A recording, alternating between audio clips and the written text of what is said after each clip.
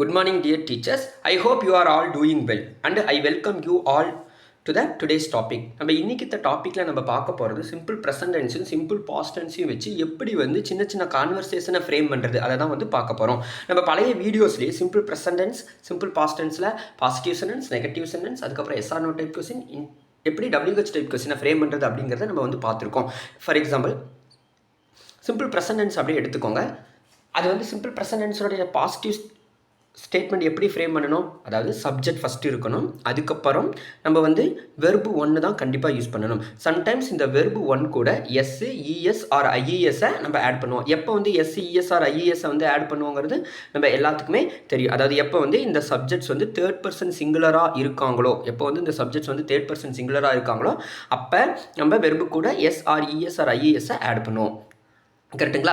எப்போ இந்த சப்ஜெக்ட்ஸ் வந்து ஐவி யூ தே இருக்காங்களோ அப்போ வந்து வெறும் வெர்பு ஒன் மட்டும் தான் யூஸ் பண்ணுவோம். இப்போ இந்த for example I write a letter, இந்த இடத்துல ஐ சப்ஜெக்ட்ஸாக இருக்கிறனால தான் ரைட்டுங்கிற வெர்பை யூஸ் பண்ணியிருக்கோம். இதே ஹீ இருந்துச்சு அப்படின்னா அல்லது சி இருந்துச்சு அப்படின்னா எப்படி யூஸ் பண்ணுவோம்? She writes a letter. கரெக்டுங்களா? அதுக்கப்புறம் ஒரு பாசிட்டிவ் சென்டென்ஸை நம்ம வந்து நெகட்டிவாக மாற்றும் போது கண்டிப்பாக வந்து நம்ம எதை யூஸ் பண்ணணும், அதாவது ஆக்சிலரி வெர்பு கூட மட்டும்தான் நாட் சேர்த்தி ஆகணும். அப்போ சிம்பிள் ப்ரெசன்ட் டென்ஸினோட ஆக்சிலரி வெர்பு ரெண்டு இருக்குது, ஒன்று டூ ஆர் டஸ். அப்போ டு நாட் யூஸ் பண்ணணும், இல்லைனா டஸ் நாட் யூஸ் பண்ணணும். இப்போ தேர்ட் பர்சன் சிங்குலர், அதாவது ஹீ சி இட் வந்தப்போ நம்ம வெர்பு கூட சேர்த்துனோமா, ஸோ அந்த இடத்துக்கு எல்லாத்துக்குமே நம்ம என்ன யூஸ் பண்ணிக்கிறோம்? டஸ் நாட்டுங்கிற ஆக்சிலரி வெர்பை யூஸ் பண்ணிக்கிறோம். அதாவது தேர்ட் பர்சன் சிங்குலர் அல்லது singular subjects. For example a gate, Naveen, Raju இந்த மாதிரிலாம் வரும்போது கண்டிப்பாக நம்ம என்ன யூஸ் பண்ணிக்கணும் அப்படின்னா டஸ் நாட்டை யூஸ் பண்ணிக்கணும். இப்போ ஐ வி யூ தே இதெல்லாம் வரும்போது கண்டிப்பாக நம்ம எதை யூஸ் பண்ணிக்கணும் அப்படின்னா டூங்கிற ஆக்சிலரி வெர்பை எடுத்துக்கிட்டு டு நாட் யூஸ் பண்ணிக்கணும். அப்போ ஐ ரைட் எ லெட்டர், அதோட negative form I don't write a letter. He writes a letter, he does not write a letter. அடுத்து இப்போ இதுலேயே எஸ்ஆர் நோ டைப் கொஸ்டினையும் WH டைப் கொஸ்டினையும் எப்படி ஃப்ரேம் பண்ணுறதுங்கிறத நம்ம ஆல்ரெடி கற்றுருக்கோம். இப்போ எஸ்ஆர் நோ டைப் கொஸ்டினா ஒன்றும் இல்லைங்க, ரொம்ப சிம்பிளான ஒன்று தான். நம்ம அந்த பாசிட்டிவ் சென்டென்ஸை நெகட்டிவ் சென்டென்ஸாக மாற்றும்போது டூ ஆர் டஸ் கூட நாட் சேர்த்தணும். கரெக்டுங்களா? அதாவது ஆக்சிலரி வெர்பு கூட நாட் சேர்த்தணும். அந்த ஆக்சிலரி வெர்பை ஸ்டார்டிங்கில் வச்சு சென்டென்ஸை ஃப்ரேம் பண்ணோம் அப்படின்னா அது வந்து எஸ்ஆர் நோ டைப் கொஸ்டின். அப்போ டூலையோ டஸ்லையோ ஆரம்பிச்சிச்சு அப்படின்னா அது வந்து கண்டிப்பாக yes or no type question. I write a letter, I do not write a letter, do you write a letter or do I write a letter. கரெக்டுங்களா? அடுத்து he writes a letter, he does not write a letter, does he write a letter. அவன் ஒரு கடிதம் எழுதுகிறானா? தெளிவாக புரியும்னு நினைக்கிறேன். அடுத்து இப்போ WH டைப் கொஸ்டினை எப்படி ஃப்ரேம் பண்ணுறதுன்னு பாருங்கள், ரொம்ப ஈஸி தான். இந்த டூ ஆர் டஸ்ஸில் ஆரம்பிச்சிச்சுன்னா எஸ்ஆர் நோ டைப் கொஸ்டின்னு சொன்னோன்னா அந்த டூ ஆர் டஸ், அதாவது ஆக்சிலரி வெர்புக்கு முன்னாடி WH வார்த்தையை யூஸ் பண்ணோம் அப்படின்னா அது வந்து WH டைப் கொஸ்டின். ஃபஸ்ட் என்ன சொன்னோம்? ஐ ரைட் எ லெட்டர், அதோட negative form I don't write a letter, do you write a letter. கரெக்டாக? அதை அப்படியே WH மாற்றும் போது when do you write a letter. கரெக்டுங்களா? அடுத்து அப்படியே சிம்பிள் பாஸ்ட் டென்ஸ்க்கு அப்படியே வாங்க பார்க்கலாம். இப்போ சிம்பிள் ப்ரெசன்ட் டென்ஸ்னால் நம்ம என்ன யூஸ் பண்ணோம்? வெர்பு ஒன் யூஸ் பண்ணோம். அந்த வெர்பு ஒன் கூட S, ES or IES add பண்ணோம். அப்போ சிம்பிள் பாஸ்ட்டுக்கு என்ன யூஸ் பண்ணோம்? கண்டிப்பாக the past form of the verb, அதாவது V2வை மட்டும்தான் யூஸ் பண்ணணும். சப்ஜெக்டை போட்டு V2 மட்டும்தான் நம்ம யூஸ் பண்ணணும். அப்போ I write a letter, I don't write a letter, do I write a letter. ஓகேவா? When do you write a letter. அதையே அப்படியே அந்த ஐ ரைட் எ லெட்டரோட சிம்பிள் பாஸ்ட் எப்படி ஃப்ரேம் பண்ணால் ஐ ரோட் எ லெட்டர். அப்போ ரைட்டோட V2 ஃபார்ம் என்னது? Write, wrote, written. V3 வந்து ரிட்டன். அப்போ ஐ ரோட் எ லெட்டர். புரியுதுங்களா? இங்கே ஒரு எக்ஸாம்பிள் ஒன்று கொடுத்துருக்கோம், அப்படியே பாருங்கள். We visited London last August. இப்போ பாசிட்டிவ் சென்டென்ஸை நெகட்டிவ்க்கு மாற்றும்போது நான் சொன்ன அதே ரூல்ஸ் தான். எப்போதுமே நம்ம வந்து ஆக்சிலரி வெர்பு கூட மட்டும்தான் நாட் சேர்த்தணும். இப்போ சிம்பிள் ப்ரெசன்ட் டென்ஸினோட auxiliary verb do or does, but simple பாஸ்டினுடைய ஆக்சிலரி வெர்பு டிட். அப்போ டிட்டு கூட மட்டும்தான் நம்ம கண்டிப்பாக நாட் சேர்த்தி ஆகணும். ஐ ரோட் எ லெட்டர், அதோட நெகட்டிவ் ஃபார்ம் என்னது? I did not. Again wrote use பண்ணிடக்கூடாது. ஏன் அப்படின்னா அந்த ரோட்குள்ளே என்ன மறைஞ்சிருக்கு அப்படின்னா did plus write, did plus write தான் நம்ம என்னன்னு சொல்லுவோம் அப்படின்னா ரோட்டுன்னு சொல்லுவோம். அப்போ அந்த ஐ ரோட் எ லெட்டர் அதை அப்படியே நெகட்டிவாக மாற்றும்போது டிட்டு ப்ளஸ் நாட் தான் வரணும், டிட் நாட் V1 தான் வரணும். I did not write a letter. கரெக்டுங்களா? புரியுதுங்களா? அடுத்து இப்போ எப்படி எஸ்ஆர் நோ டைப் கொஸ்டினையும் WH டைப் கொஸ்டினையும் சிம்பிள் பாஸ்ட்டில் ஃப்ரேம் பண்ணுறதுங்கிறத ரீகேப்சர் பண்ணிக்கலாம். அதே தான் ரொம்ப ஈஸியான மெத்தட் தான்.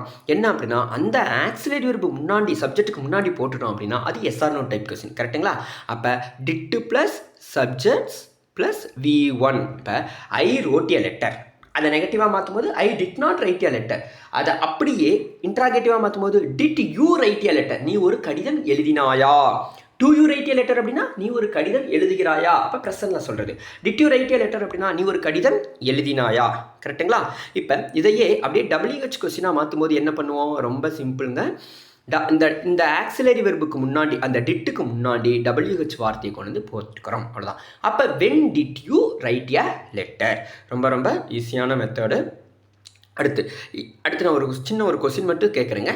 அது அப்படியே பாசிட்டிவ் நெகட்டிவ் இன்ட்ராகேட்டிவ் அப்படியே மாற்றுங்க. ஹீ கோஸ் டு சென்னை, இது சிம்பிள் ப்ரெசன்ட் டென்ஸில் இருக்குதுங்களா?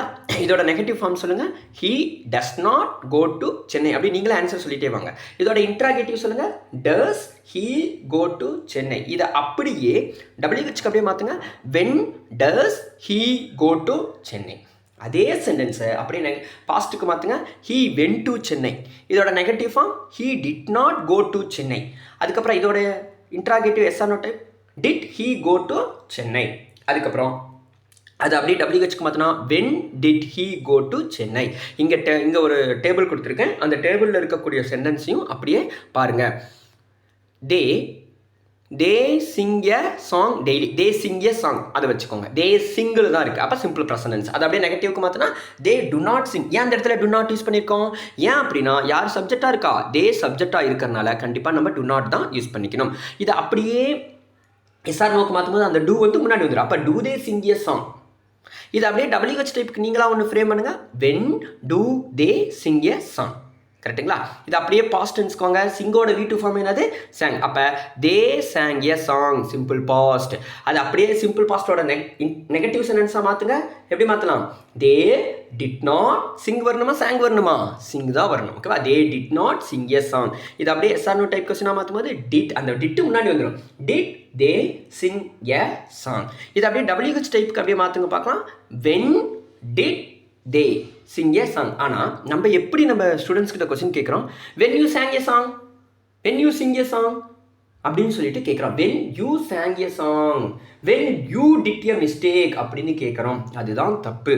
When did you do mistake, when did you sing a song, when did you complete your homework. ஆனால் நம்ம எப்படி கொஸ்டின் கேட்டுட்டு இருக்கோம்? When you completed. பாருங்க, வென்னுக்கு அடுத்து சப்ஜெக்ட்ஸை கொண்டு வந்து போட்டுறோம். ஆக்சுவலி வெர்பை நம்ம போடுறது இல்லை. வென் டிட் யூ கம்ப்ளீட் தான் கேட்கணும். இப்போ when did you take your breakfast, எப்போ நீ உன்னோட பிரேக்ஃபாஸ்ட்டை எடுத்துக்கிட்ட அப்படின்னு கேட்கறதுக்கு பதிலாக when you took your breakfast, when you took your பிரேக்ஃபாஸ்ட்னு கேட்குறோம். அது என்டையர்லி தப்பு. ஓகேங்களா? இப்போ அந்த தப்பை தான் நம்ம வந்து இனி செய்யக்கூடாதுங்கிறதுக்காக தான் இந்த ரூல்ஸை சொல்லி கொடுத்து நம்ம ஸ்டெப் பை ஸ்டெப் வந்து போய்கிட்டு இருக்கோம். இப்போ சின்னதாக ஒரு கான்வர்சேஷன், ஒரு பிக்சர் ஒன்று கொடுத்துருக்கேன். இந்த கான்வர்சேஷனை எப்படி நம்ம வந்து ஃப்ரேம் பண்ணுறதுன்னு பார்க்கலாம். இப்போ ஒரு குழந்தை வந்து லேட்டாகி ஸ்கூலுக்கு வராங்கன்னு வச்சுக்கோங்க. இந்த பிக்சரை கூட விட்டுருங்க. ஒரு குழந்தை லேட்டாகி ஸ்கூலுக்கு வராங்க. நம்ம உடனே அதை சிம்பிள் ப்ரெசன்டென்ஸில் எப்படி ஃப்ரேம் பண்ணலாம்? Why do you come to school late. Why பார்த்துக்கோங்க, ஒய் WH வேர்டு. அதுக்கப்புறம் சிம்பிள் ப்ரெசன்ட் டென்ஸ் தானே கேட்குறோம். அப்போ why do you come to school late அப்படின்னு கேட்கணும். ஆனால் நம்ம எப்படி கேட்டுட்ருக்கோம்? Why you came to school late அப்படின்னு சொல்லிட்டு கேட்குறோம். அது தப்பு. அப்போ அப்படி கேட்கும்போது கண்டிப்பாக அந்த குழந்தை அதுக்கான ஆன்சர் என்னவா பண்ணும்? ஏதோ ஒரு ரீசன் சொல்லும். ஃபார் எக்ஸாம்பிள், அந்த குழந்தை என்ன சொல்லலாம்? ஐ மிஸ்டு த பஸ் அப்படின்னு கேட்கலாம். சரி, அப்படின்னு சொல்லலாம். நம்ம உடனே அதுக்கு அடுத்த கொஸ்டின் நம்ம ஒன்று கேட்கணும். அப்போ எத்தனை மணிக்கு எந்திரிச்ச அப்படின்னு கேட்கும்போது, அப்போ எத்தனை மணிக்கு எழுந்திரிச்ச அது சிம்பிள் பாஸ்ட் தானே. அப்போ எப்படி கேட்கலாம்? When or at what time did you wake up. நல்லா பார்த்துக்கோங்க, அட் வாட் டைம்ங்கிறது WH வேர்டு. அதுக்கப்புறம் என்ன பாஸ்ட் டென்ஸில் தான் நம்ம கேட்கணும். அப்போ at what time did you wake up. கரெக்டுங்களா? இப்போ அதுக்கான பதில் என்ன சொல்லலாம் அப்படின்னா, அது சிம்பிள். நம்ம வந்து சிம்பிள் பாஸ்ட்டில் கொஸ்டின் கேட்டிருக்கோம். அந்த குழந்தை கண்டிப்பாக அதை சிம்பிள் பாஸ்ட்டில் தான் நீங்கள் ஆன்சர் பண்ணணும். எப்படி சொல்லலாம்? ஐ woke up at 7 o'clock because I did not feel well yesterday night. புரியுதுங்களா? நான் இன்னைக்கு காலையில் 8 o'clock தான் எந்திரிச்சேன். ஏன் அப்படின்னா நான் நைட்டு எனக்கு கொஞ்சம் நான் கொஞ்சம் நல்லதாக ஃபீல் பண்ணலை. அதாவது எப்படின்னா நான் கொஞ்சம் நல்லா இல்லை அப்படின்னு சொல்லிட்டு அந்த குழந்தை வந்து சொல்லுது. உடனே இந்த இடத்துல அப்போ நம்ம எப்படி கொஸ்டின் கேட்கலாம்? ஓகேவா, வாட் ஹேப்பன் டு யூ, உனக்கு என்ன ஆச்சு அப்படின்னு நம்ம கேட்கலாம். அதுக்கு உடனே அந்த குழந்தை ஐ ஹேட் ஃபீவர் அட் நைட். அப்போ இந்த இடத்துல ஹேவ் யூஸ் பண்ணக்கூடாது. எனக்கு நைட்டு ஒரு ஃபீவர், எனக்கு கொஞ்சம் ஃபீவர் இருந்துச்சு அப்படின்னு சொல்லிட்டு அந்த குழந்தை சொல்லணும். உடனே இப்போ வந்து அடுத்து நம்ம கொஸ்டின் இப்போ கேட்கலாம். ஏன்னா குழந்தை நமக்கு வாசலுக்கு முன்னாடி நின்றுக்கிட்டு இருக்குது, கிளாஸ் ரூமுக்கு முன்னாடி. அப்போ how do you feel no, simple present tense. இப்போ எப்படி ஃபீல் பண்ணுற? How WH word do, simple ப்ரெசன்டென்ஸா, how do you feel no. உடனே அதுக்கு அந்த குழந்தை என்ன சொல்லலாம்? Okay I feel fine. Then உடனே நம்ம என்ன சொல்லலாம்? Okay get into the class room அப்படின்னு சொல்லிட்டு சொல்லலாம். ஆனால் நம்ம என்ன பண்ணிகிட்டு இருக்கோம் அப்படின்னா ஒய் யூ கேம் லேட் அப்படின்னு சொல்லிட்டு தப்பாக கொஸ்டின்ஸாக கேட்டுட்ருக்கோம். அதை கொஞ்சம் மாற்றிக்கலாம். அடுத்து இங்கே கொடுத்துருக்கிறது பிக்சருக்காக கொடுத்துருக்கேன். அடுத்த கொஸ்டின்ஸ் அப்படியே போகலாம். இந்த இடத்துல அடுத்த இன்னொரு எக்ஸாம்பிள் நம்ம கிளாஸ் ரூம் ஆக்டிவிட்டீஸ்லேயே இருக்கிறதே நான் அப்படியே எக்ஸாம்பிள் சொல்கிறேன், அப்படியே பார்த்துக்கோங்க.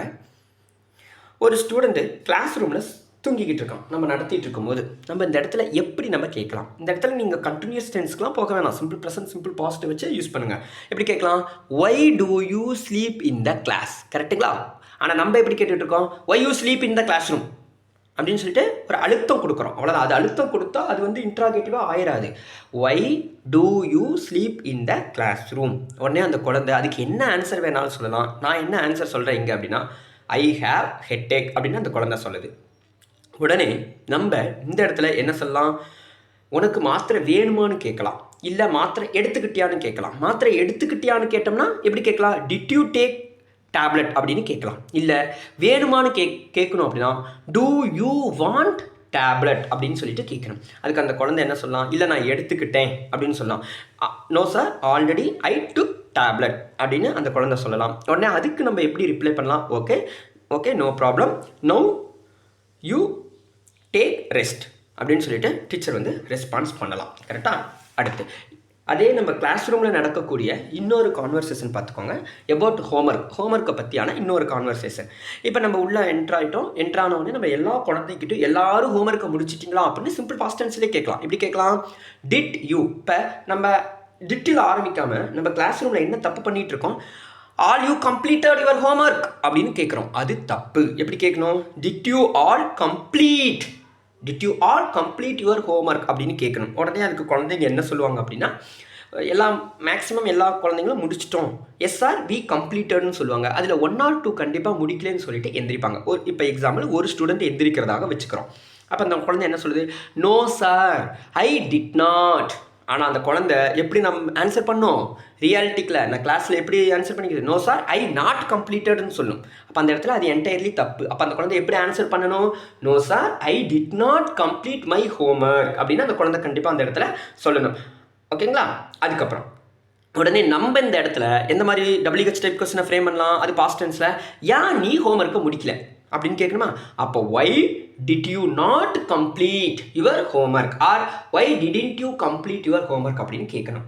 யார் நீ ஹோம்ஒர்க்கை முடிக்கல அப்படின்னு சொல்லிட்டு கேட்கணும். அதுக்கு அந்த குழந்தை ஏதோ ஒரு ரீசன் வச்சுருக்கோம். இந்த இடத்துல நான் ரீசன் என்ன சொல்கிறேன் அப்படின்னா sir we went to our family members we went to temple அப்படின்னு அந்த குழந்தை சொல்கிறாங்க. அதுக்கு உடனே அந்த டீச்சர் வந்து என்ன சொல்லலாம்? ஓகே நோ ப்ராப்ளம், வெளியில் போய் உட்காந்து ஹோம்ஒர்க்கை பண்ணு அப்படின்னு சொல்லணும். எப்படி சொல்லலாம்? No problem you go outside and complete your homework அப்படின்னு சொல்லிட்டு சொல்லலாம். அடுத்து இதே கிளாஸ் ரூம் ஆக்டிவிட்டீஸில் ஒரு குழந்தை லஞ்ச் சாப்பிடாமல் உட்காந்துருக்குது. நம்ம அந்த இடத்துல எப்படியான கான்வர்சேஷனை கேட்கலாம்? இப்போ அந்த குழந்தை வந்து சாப்பிடாமல் உட்காந்துருக்குது. நம்ம எப்படி கேட்கலாம்? Why don't you want to eat கேட்கலாமா? அல்லது don't you want to eat why are you sitting? Simply why don't you want eat. அதுக்கு அந்த குழந்தை sir I hate idli so I don't want to eat. உடனே நம்ம கேட்கலாம், ஏன் நீ முன்னாடியே அம்மா கிட்ட சொல்லலையா அப்படின்னு சொல்லி கேட்கலாமா கேட்கக்கூடாதா? ஆனால் நம்ம எப்படி கேட்டுட்ருக்கோம்? ஒய் நாட் இன்ஃபார்ம்டு யுவர் மதரா அப்படின்னு சொல்லிட்டு நம்ம கேட்குறோம். அது ஆனால் தப்பு. அப்போ எப்படி கேட்கணும்? Why didn't you inform your mother about your dislike of idli அப்படின்னு சொல்லிட்டு சொல்லலையா அப்படின்னு சொல்லிட்டு நம்ம கேட்கணும். கரெக்டாக? அதுக்கு அந்த குழந்தை என்ன சொன்னால் I informed my mother but she had some other works, that's why she prepared idli and she has given to me அப்படின்னா அந்த குழந்தை வந்து கண்டிப்பாக சொல்லணும். அதுக்கு உடனே நம்ம என்ன சொல்லலாம், ஓகே அதாவது சாப்பிடாம கிளாஸில் இருந்தால் என்னது லெசனை கவனிக்க முடியாது, அதனால் கொஞ்சமாவது சாப்பிடு அப்படின்னு சொல்லிட்டு நம்ம அட்வைஸ் பண்ணணுமா. அப்போ என்ன சொல்லலாம் அப்படின்னா, அதாவது with hungry you cannot sit in the classroom, so please take or eat as much as possible அப்படின்னு சொல்லிட்டு நம்ம அந்த கான்வர்சேஷனை முடிக்கலாம். ஐ ஹோப் உங்களுக்கு எல்லாத்துக்கும் புரியும்னு நினைக்கிறேன்.